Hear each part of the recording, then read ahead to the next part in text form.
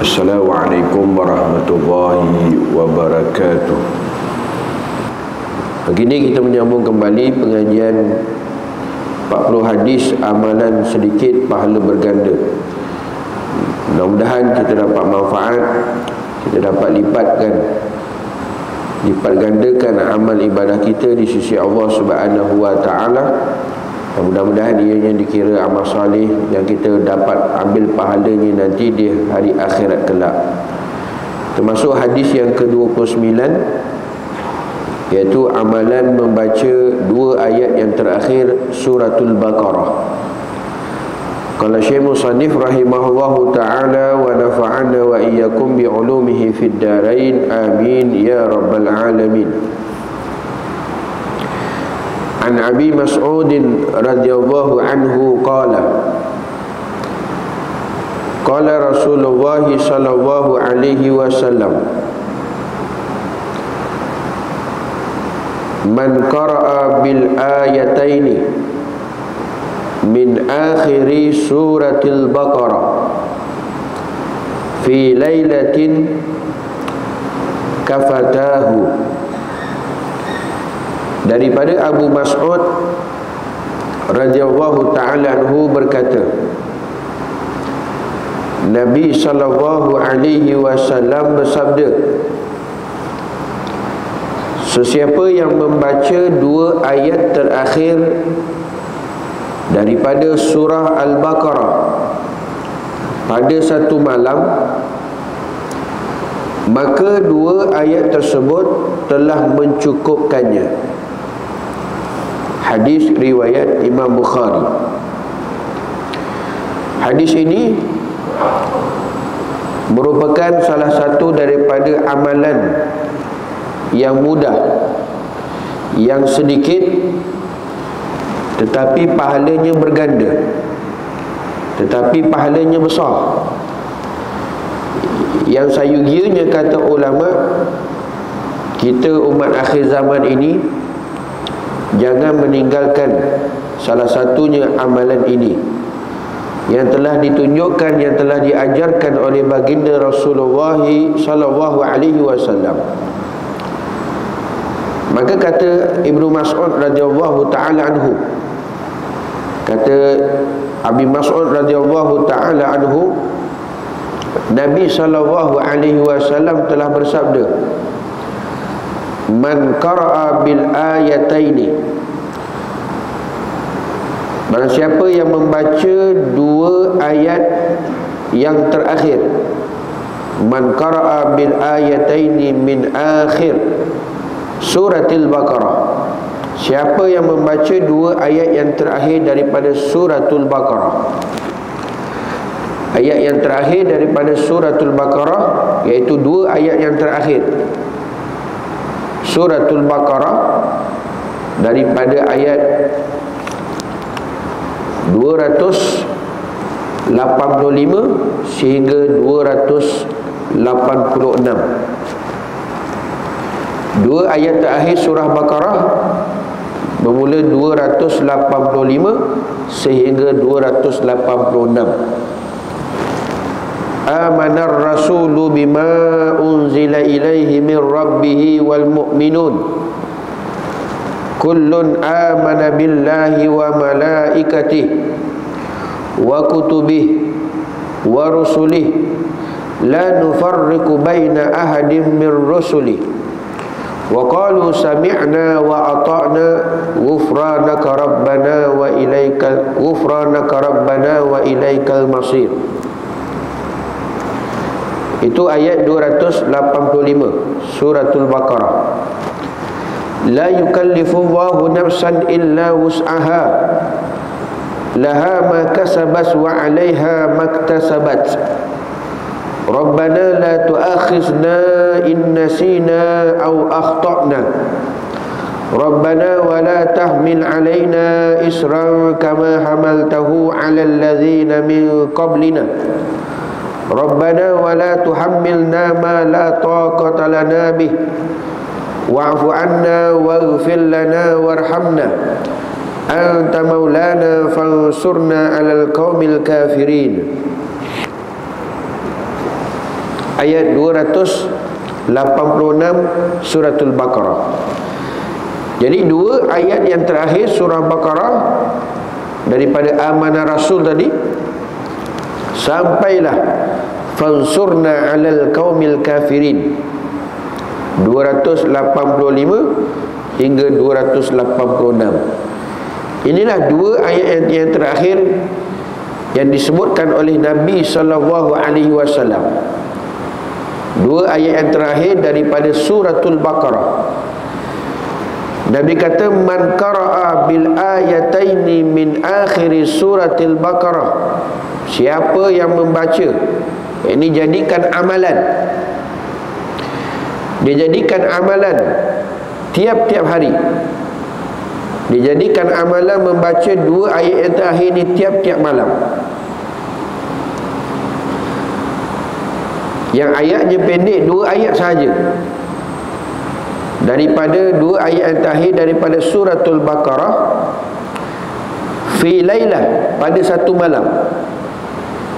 Jadi pada satu malam ataupun setiap hari dia akan membaca dua ayat yang terakhir ni daripada suratul Baqarah, jadikan amalan dia. Lalu kata Nabi SAW, kafatahu, maka dua ayat tersebut, iaitu dua ayat terakhir suratul Baqarah, bila dijadikan amalan setiap malam, setiap hari, maka dua ayat tersebut telah mencukupkannya. Kata Nabi, dua ayat tersebut telah mencukupkannya. Dalam kitab Tuhfatul Ahwaz disebutkan bahawasanya para ulama mengatakan, ini nak diterangkan apa murad, apa maksud yang Nabi kata kafatahu. Orang yang baca dua ayat yang terakhir daripada suratul Baqarah ni, dia jadikan amalan setiap hari, tak tinggal, maka kata Nabi, Allah Ta'ala akan mencukupkannya. Maka kata para ulama, yang dimaksudkan dengan kafatahu, Allah Ta'ala mencukupkannya, termasuklah kata ulama, Allah Ta'ala mencukupkannya, iaitu termasuklah mencukupkannya untuk bangun malam, baca Al-Quran, baik dalam solat atau luar solat, pahala amalan kebaikan dalam perkara akidah. Kerana apa? Kerana dua ayat terakhir suratul Baqarah ini, dia meliputi perkara iman, dia meliputi perkara amal. Iman, amal, tuan-tuan, dia meliputi semua sekali. Iman dan amal soleh secara umum. Bahkan orang yang menjadikan amalan membacanya setiap hari dua ayat yang terakhir daripada suratul Baqarah ini, Allah Ta'ala akan menjaganya, memeliharanya daripada sebarang gangguan jin, manusia, sihir, santau, perkara yang tak baik, keburukan makhluk di langit dan di bumi. Allah Subhanahu Wa Ta'ala akan benteng, Allah Ta'ala akan jaga, Allah Ta'ala akan berikan pemeliharaan. Lepas tu dua ayat yang terakhir suratul Baqarah ni, tuan-tuan, satu amal yang cukup ampuh sebagai pemeliharaan daripada kehidupan kita hari ini. Yang kehidupan hari ini penuh cabaran, tuan-tuan, dugaan, ujian, fitnah dan sebagainya. Maka sebab itu Nabi SAW kata, ni dua ayat yang terakhir surah Baqarah ni, amalan yang sikit, amalan yang mudah, tapi pahalanya berganda, pahalanya besar. Bila kamu bacanya, jadikan amalan setiap malam, setiap hari, membaca dua ayat ini, amanar rasulu bima unzila ilaihi min rabbihi wal mu'minun, sampai ayat yang terakhir, fansurna alal qaumil kafirin, yang tak mengambil masa yang sampai kepada 10 minit, bahkan 5 minit pun tak sampai, tuan-tuan, untuk diamalkan, dibaca setiap hari dua ayat yang terakhir suratul Baqarah. Maka kata Nabi SAW, kafatah, Maka dua ayat tersebut telah mencukupkannya. Mencukupkannya apa? Termasuklah mencukupkannya untuk bangun malam. Masya Allah, tabarakallah. Untuk amalan bangun malam di qiyamul lail, pilihan Allah Ta'ala. Bukan semua orang dapat, tuan-tuan. Pilihan Allah Ta'ala.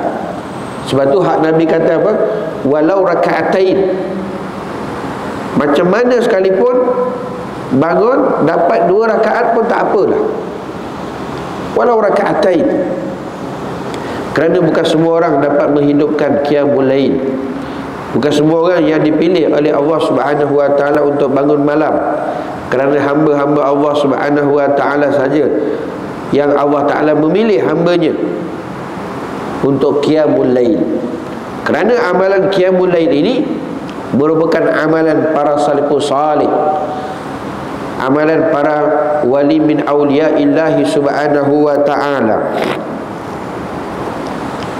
yang mana amalan tersebut menghidupkan malam qiyamul lail merupakan amalan yang mengangkat darajat.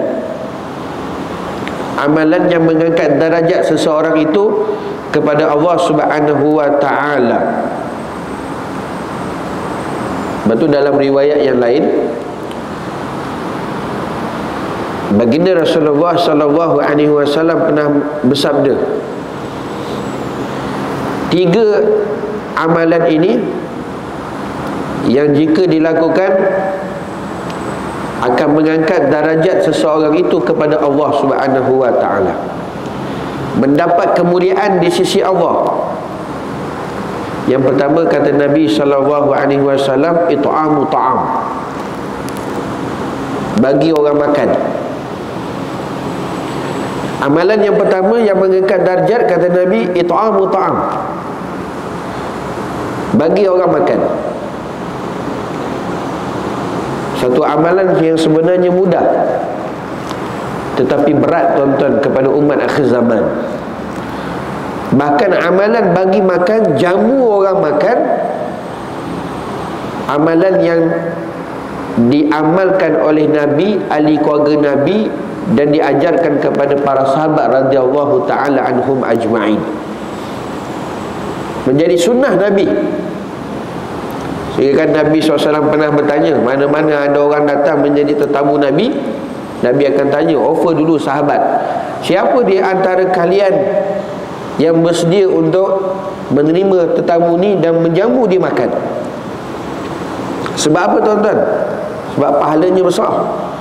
Maka berebut para sahabat radhiyallahu ta'ala anhum ajma'in nak jamu tetamu ni makan.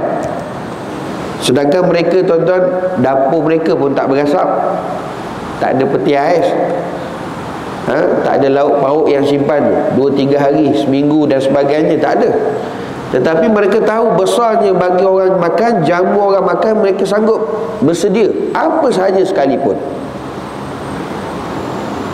Apa sahaja sekalipun. Lepas tu jalan sumber Allah Ta'ala bagi lancarkan, murahkan rezeki melalui tadi amalan bagi orang makan. Dan amalan bagi orang makan inilah, tuan-tuan, yang sedikit demi sedikit, sedikit demi sedikit, amalan ni, tuan-tuan, sudah tidak digemari bagi umat akhir zaman. Kerana mereka tak tahu betapa besar dia punya ganjaran dan faedah, manfaat yang mereka akan dapat. It'amu ta'am, Nabi kata bagi orang makan. Bagi orang makan, jamu. Maka bila ini kita dapat hidupkan, tuan-tuan, sunnah Nabi SAW, suka bagi orang makan, jamu orang makan, maka itu merupakan amalan yang diangkatkan darajat oleh Allah Subhanahu wa ta'ala. Yang kedua kata Nabi SAW, amalan yang mengangkat darjatnya, meninggikan darjatnya kepada Allah Subhanahu wa ta'ala, absus salam, sebarkan salam. Nabi sebut absus salam, sebarkan salam. Jumpa orang, assalamualaikum. Jumpa orang, assalamualaikum. Sebarkan salam. Salam tu disebarkan. Hukum bagi salam sunat. Hukum jawab salam wajib. Tetapi di antara dua pekerjaan tersebut, yang paling terbaik adalah bagi menyampaikan salam. Walaupun hukumnya sunat, tetapi yang paling terbaik sekali adalah menyampaikan salam. Sebab apa? Bukan semua orang yang boleh menyampaikan salam kepada orang lain. Jika tidak dihilangkan keegoan, jika tidak dihilangkan kebendaan, kemegahan, kemuliaan yang bertapak di hati, bukan senang tuan-tuan untuk bagi salam kepada orang yang lain, hatta siapa sekalipun. Maka sebab itu amalan afsyus salam, sebarkan salam ini merupakan sunnah Nabi SAW.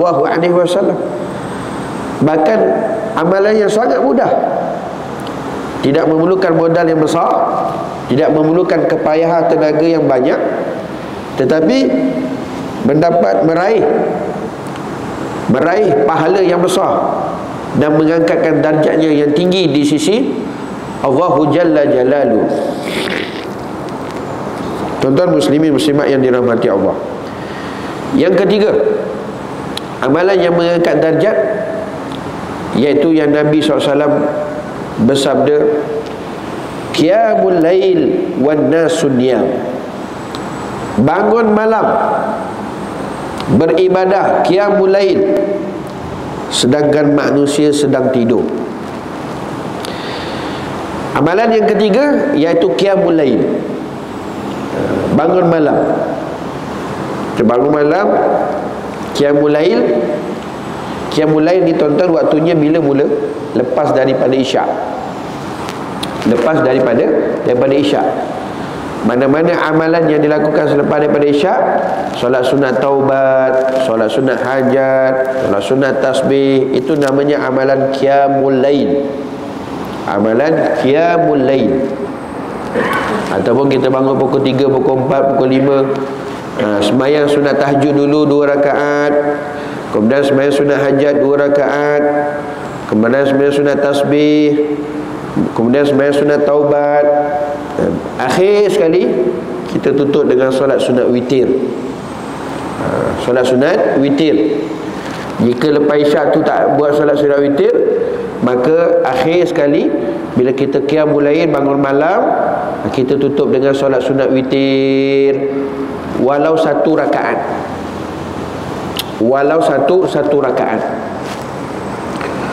Solat sunat witir ni tuan-tuan hukumnya sunat muakkad, sunat yang kuat dituntut untuk dilaksanakan. Bila kata sunat muakkad, usahakan semampu yang mungkin jangan tinggal solat sunat witir walaupun 1 rakaat.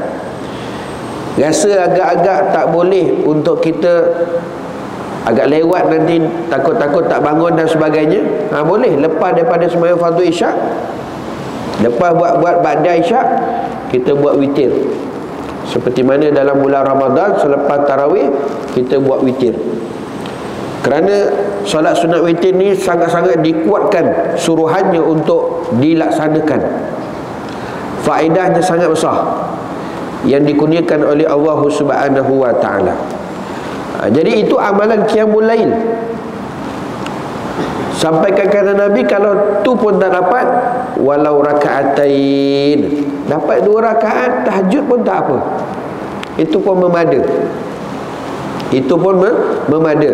Itu dikira sebagai menghidupkan qiyamul lail, bangun malam.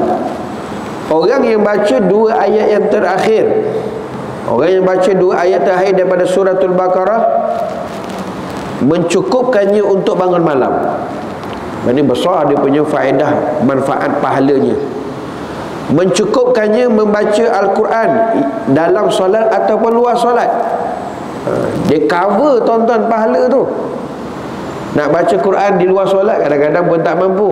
Nak baca Quran di dalam solat pun kadang-kadang yang panjang-panjang kita tak ngapal. Tapi membaca 2 ayat yang terakhir ini merupakan satu pahala yang besar.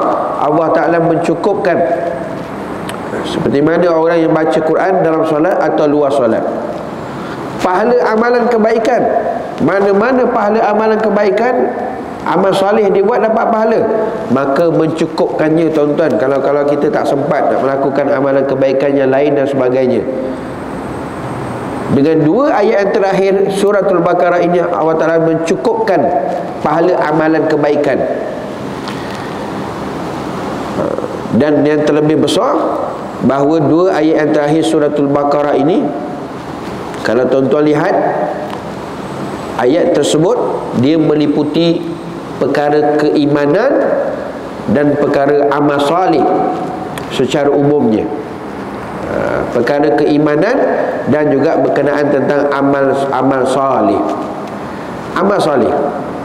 Sebab kata Allah Subhanahu wa taala, amanar rasulu bima unzila ilaihi min rabbih wal mu'minun kullun amana billahi wa malaikatihi wa kutubihi wa rusulihi la nufarriqu baina ahadin min rusulihi wa qalu sami'na wa ata'na ghufranaka rabbana wa ilaikal masir.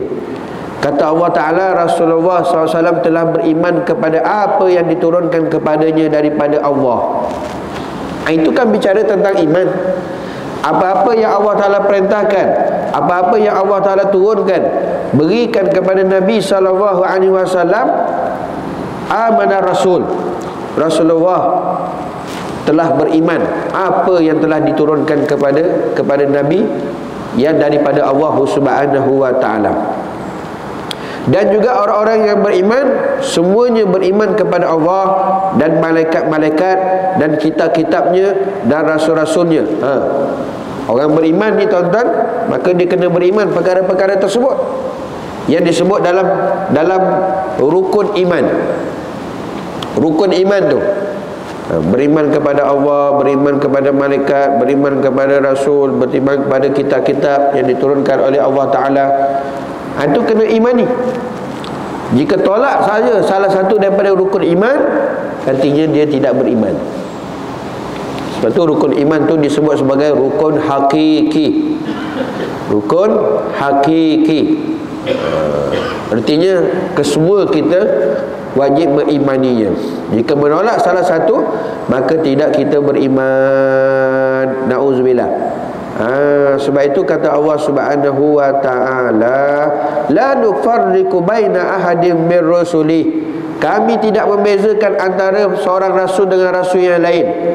Allah Ta'ala lantik daripada Nabi Adam sampailah Nabi Muhammad sallallahu alaihi wasallam, kita mengimaninya, rasul-rasul yang diturunkan, yang dipilih oleh Allah Subhanahu wa Ta'ala. Tak pilih rasul ni kita iman, rasul ni kita tolak, seperti amalan-amalan agama yang lain dan sebagainya.